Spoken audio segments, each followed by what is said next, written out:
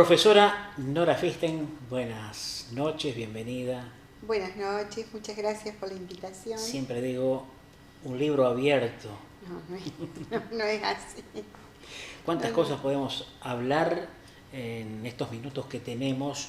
Pero recién, justamente fuera de cámara, hacíamos mención a que en el plano educativo, es cierto que la cuarentena, la pandemia, un poco no, dejó en un segundo plano todo. Entonces, 100 años en Colonia número 1, tenemos también la escuela ex 58, hoy 91.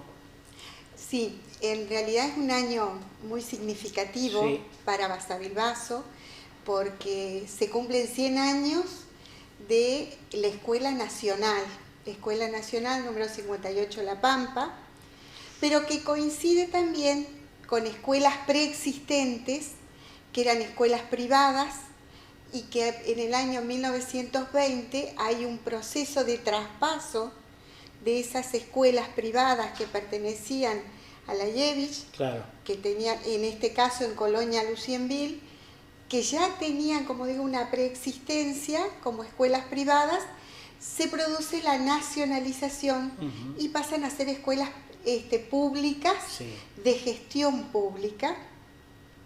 Hasta ese momento era con los dineros de los colonos, cómo se garantizaba el derecho a la educación.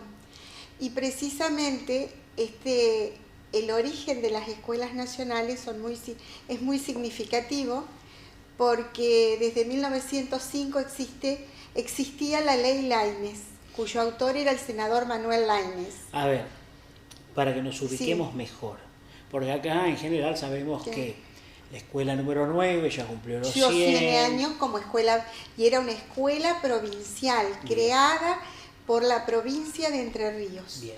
Anterior a la escuela número 9, la educación, más cercana a lo que hoy es Basavilbaso, se centraba, entre otras, digamos, la que tenemos como emblemática, es a la escuela del número 1, Colonia Novibuco 1, como la conocemos hoy, número 95. Que justamente se van a llevar adelante los actos celebratorios. Entre sus primeros maestros encontramos a Alter Braslaski, también Nisim Bitbol, que fue el maestro que vino porque la Yevich, la Jewish Colonization Association, trajo maestros marroquíes a la Argentina, y entre esos estuvo Bitbol, que vino y estuvo organizando también la parte de la educación de los hijos de los colonos. Estamos hablando 1896, 1894, recordemos, llegan las primeras familias, el asentamiento, y entre el 96 y 97 se está dando la organización de la escuela. Claro, que era una de las bases o de los propósitos que por supuesto tenía la colonización. Claro, la educación para los... Exacto. Y además en un país donde ya existía la ley de educación primaria, obligatoria, gratuita, laica, que es la que conocemos como Ley 1420, la escuela centenaria que dio origen a la escuela primaria que muchos de nosotros asistimos dentro de esa estructura. Pero ¿qué sucedía? Cada provincia, de acuerdo a lo que dice la Constitución Nacional, debe garantizar la educación primaria. Entonces, en cada localidad, a medida que se iban generando necesidades, iban surgiendo las escuelas provinciales. El caso es de nuestra escuela número 9, Matías Zapiola, que fue la primera escuela pública que hubo en la localidad, pero ya existían en distintos puntos de la colonia escuelas primarias a las cuales asistían los hijos de los colonos, donde tenían una doble escolaridad, porque asistían a todo lo que tenía que ver con el sistema educativo argentino, y a su vez garantizar la formación en la parte de la identidad y la cultura judía y la religión. El padre de Paloma Efron era justamente... Fue un director justamente, vino... Hablamos de Blackie. De Blackie, Paloma Efron o Blackie, que hace muy poco en una red social apareció su acta de nacimiento en Villa Domínguez. Bueno, era una vieja discusión sobre acá. En ocasiones que nos consultó nuestro amigo en común, Raúl Sarobe, con quien estoy Sarobe. En contacto permanente. Sí, yo a través de Facebook también. Y bueno, y que yo le decía que en la documentación que había visto, tanto en el Registro Civil de Concepción del Uruguay como en el de Villa Mantero, no aparecía el acta de nacimiento. Basavilbaso, Villa Mantero, que tiene un registro civil anterior al nuestro. Exacto. Y Concepción del Uruguay, Paloma, no aparecía. Pero ahora me llama la atención algo, que haya aparecido a esta altura. Bueno, quizás a veces en los archivos, no siempre se puede acceder a los archivos en los registros civiles, depende de las circunstancias. Y no es extraño que haya nacido en Domínguez, porque sus abuelos eran de una aldea cercana que era Rospina. Lo que no altera en la historia es que ella se identifica con Basavilbaso. Por supuesto, porque si bien es cierto que pudo haber nacido en Villa Domínguez, sus primeros años transcurrieron aquí en Basavilbaso. Exacto, y que además no es una invención de quienes vivimos en Basavilbaso decir que Blackie era de Basavilbaso, sino que si hacemos un recorrido por todas las entrevistas que le realizaron a Blackie, por supuesto, ella se decía oriunda de Basavilbaso. Tal cual. Pero a su vez podemos cruzar información, porque su papá fue el director de acá, posteriormente inspector, después se fueron a Buenos Aires. Cito Borodowski mencionaba que justamente su papá le compró esa casa donde fueron a vivir, que fue el lugar donde vivió Blackie. Y hay otro relato del doctor Katzenelson, nieto de Alter Braslavsky, donde él menciona su infancia, hace referencia a que estudió en la escuela del número 1 y que recuerda a una niña de ojos negros, muy vivaces, y que era Blackie, que con el tiempo se la conocería como Blackie. Vos sabés que hace cosa de no más de 10 días, en el marco de esta cuarentena, Raúl Sarobe, que forma parte de la Asociación Amigos de Blackie, me envía 2 links. Uno tiene que ver con la película que se presentó aquí en Basavilbaso, Blackie en blanco y negro, pero además me envió un link que tiene que ver con cómo se realizó la película, con testimonios que por supuesto no salen, digamos una especie de backstage, pero que los entretelones, digamos. Tal cual, y hay mucho de Basavilbaso, hablan los que actuaron, donde... Mirá qué interesante. Muy interesante. Es interesante. Un día lo vamos a compartir. Estaría muy bueno. Y bueno, después tuvimos la suerte, y por tu intermedio, cuando vino Inde Pomerani a presentar su libro Blackie, que es excelente, una periodista de referencia, reconocida, y se basa, lo mismo que que es Ricardo Hobart, que es casi el biógrafo oficial, podríamos decir, de Blackie. Entonces, Hobart. Y ahí vamos haciendo camino, y no es que nos estamos arrogando algo que no nos corresponde o que estaríamos faltando a la verdad. Claro. Porque muchas veces, o alguien lo puede tomar. Incluso en ese grupo alguien dijo, pero yo estuve en Basavilbaso y me dijeron que esta era como que era la casa. Estábamos falseando. Entonces es muy importante cuando estamos haciendo historia, no solo dejarnos llevar por el relato, sino que siempre se tienen que cruzar datos. Los testimonios orales, el documento es fundamental. El documento es fundamental para sostener lo que decimos. En este caso, el documento dice que Blackie nació en Villa Domínguez, pero ella, la primera voz, no es la que dice, a mí me dijo, me contó que, sino que quedó a través de tantas entrevistas que le realizaron, que ella se decía oriunda de Basavilbaso. Ella comenzaba siempre sus relatos diciendo, mi vida de pequeña transcurrió claro. en un pueblo de Entre Ríos llamado Basavilbaso. Claro, porque en realidad ni siquiera en Basavilbaso propiamente dicha, sino que era por lo colonia. que sabemos era la colonia, si bien era el punto más cercano que había, la colonia más cercana era el número 1 y el número 2 como los conocemos. Vos sabés que yo no sé si realmente el país aún no está en deuda con una mujer de Como semejante Blackie. envergadura. Yo creo que sí. Porque recorriendo su historia, realmente fue pionera, pero en muchísimas cosas. En muchísimos aspectos. Ya no solo de la radio, de la televisión, no. sino que fue transgresora, feminista. Todas las cuestiones que hoy están, digamos, en el tapete. Ella, y sin hacer ostentación, porque ella iba caminando por la vida y lo transitaba y levantaba esas banderas, pero no era una cuestión de discurso ni una impostura, sino que ella era lo que sentía, con una cultura muy vasta.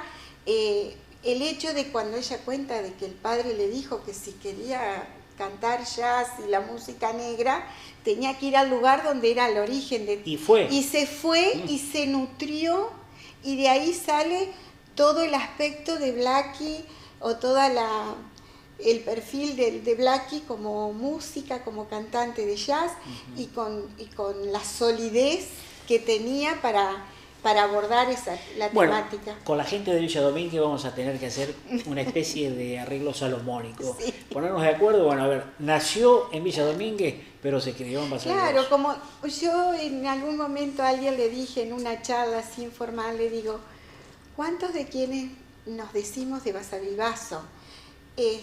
Por razones obvias, cuando en el hospital no se atendían partos y quizás tus hijas no nacieron en Basavilbaso. Claro.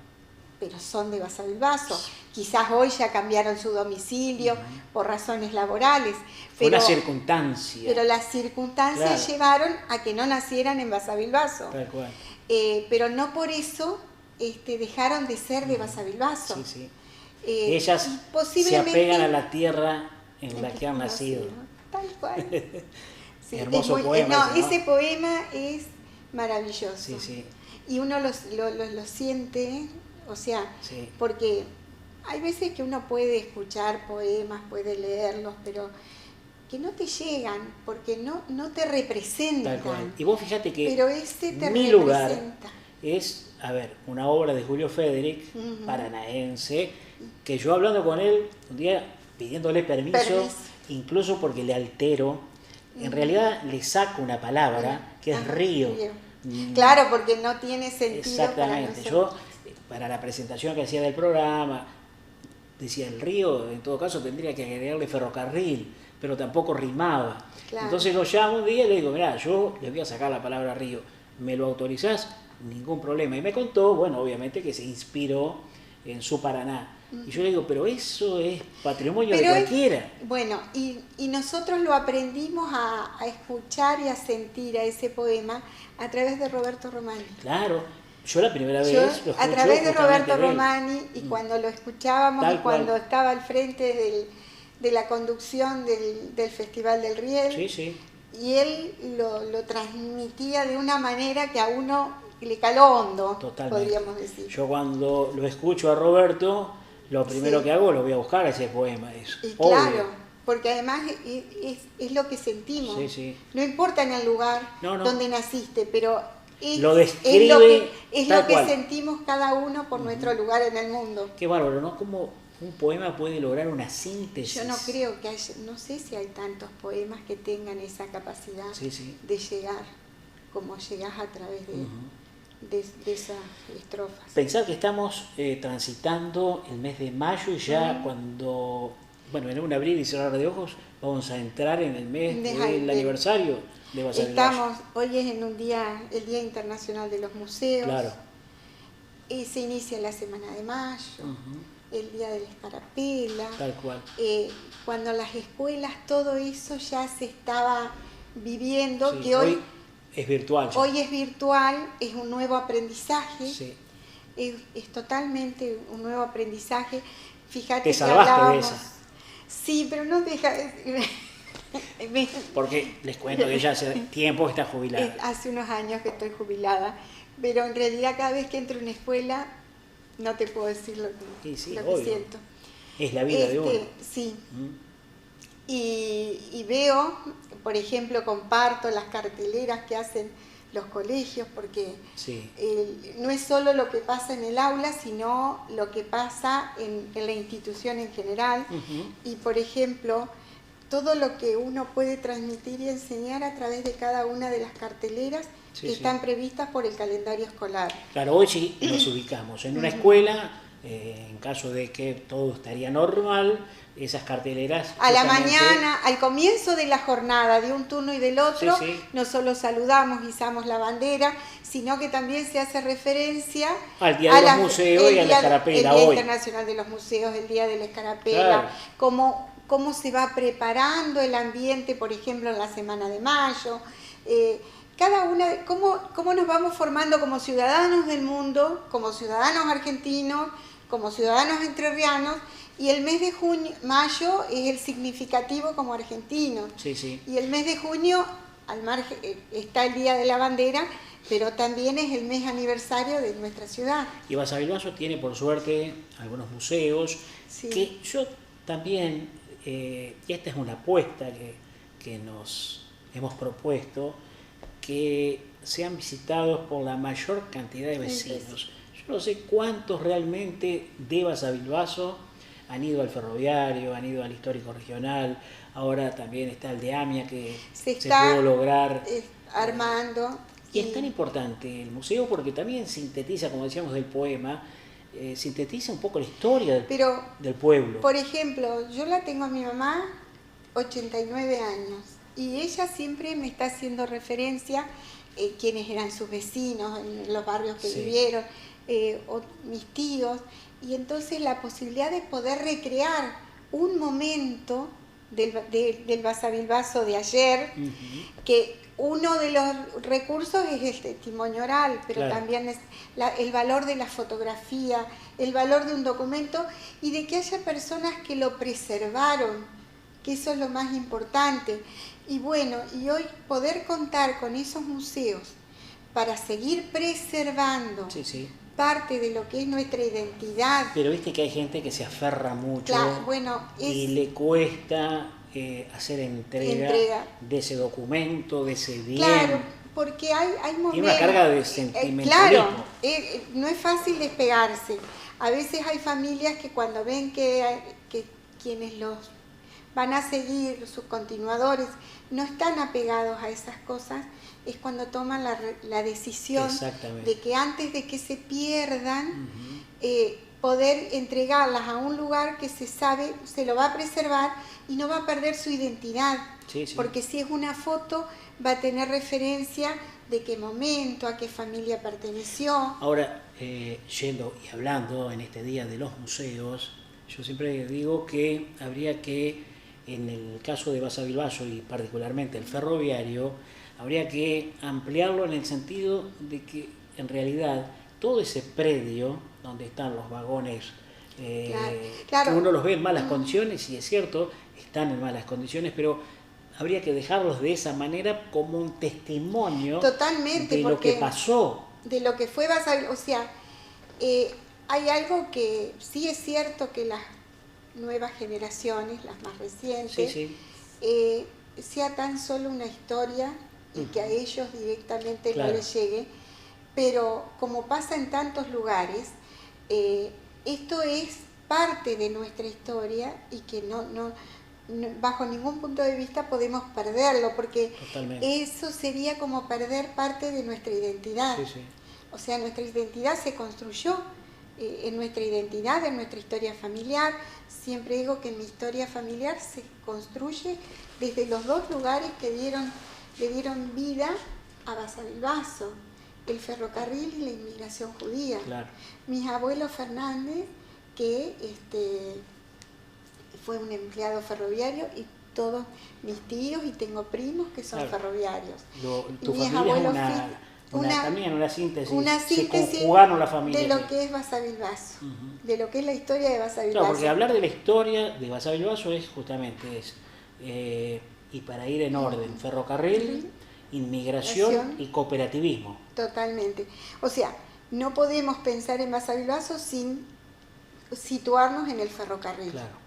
Porque el acta de fundación, así como hablábamos del acta de nacimiento de Blackie recién, el acta de fundación, el acta de nacimiento de lo que después fue Basavilbaso, fue el paso del primer tren, el establecimiento de la estación del ferrocarril. ¿Está debidamente certificado que fue el paso del primer tren? Sí, porque no hay referencia anterior a la existencia. Está determinado, sí, propietarios, a quienes pertenecían. Por ejemplo, la vía que va de norte a sur hacia el oeste era la estancia Basavilbaso. Claro. Desde la vía del ferrocarril de norte a sur hacia el este había diferentes propietarios. Entonces, la presencia del ferrocarril, la aparición de una estación fue dando origen, después se planificó desde la provincia con leyes provinciales sobre qué pasaba en las zonas aledañas al ferrocarril, y ya estaba la estación y que tuvieron que venir algunos empleados ferroviarios. Siempre te hago la misma pregunta, pero porque siempre hay gente nueva. ¿Qué tiene que ver, qué relación tiene el nombre de la estación Basavilbaso, que después le da origen al nombre de nuestro pueblo, con la estancia de los Basavilbaso y quién gobernaba la provincia? Bueno, la estancia Basavilbaso era de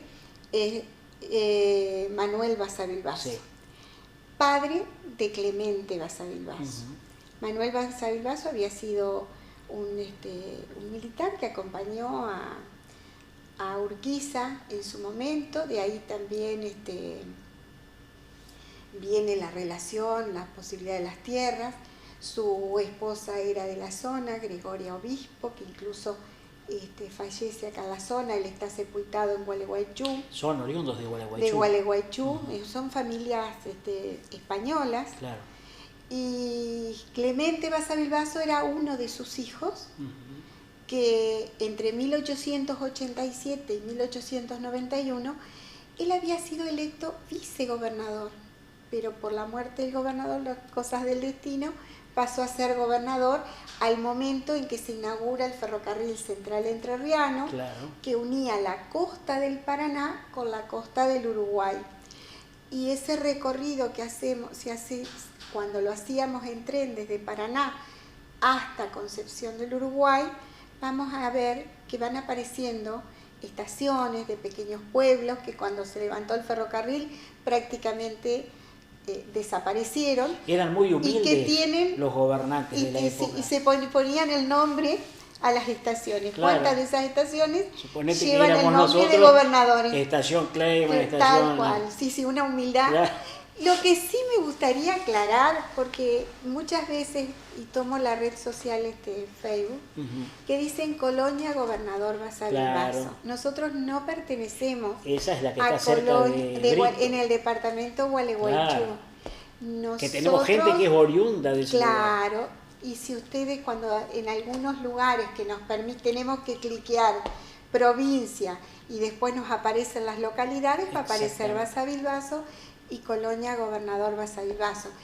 Creo que es algo como para empezar a rectificar. Sí, es cierto. Porque erróneamente mucha gente en Facebook pone Colonia Gobernador oriundo o lugar de origen, no recuerdo cómo. Porque le sale claro. En el desconocimiento uno hace el clic. Pero en realidad es Basavilbaso. A secas. Nosotros somos de Basavilbaso, la ciudad de Basavilbaso. Colonia Gobernador Basavilbaso está pegadito, existe actualmente a Britos. O sea, en aquellos tiempos, porque en la época de las colonias oficiales, pero nosotros no formamos, nuestra localidad es Basavilbaso. Vos sabés que yo, honestamente, me habré enterado de esa colonia, accidental. no sé, 10 años, que me la contó un día, llama a la radio Víctor Esmer, Ajá. que él vivía justamente ahí, pegadito. En Colonia, exacto.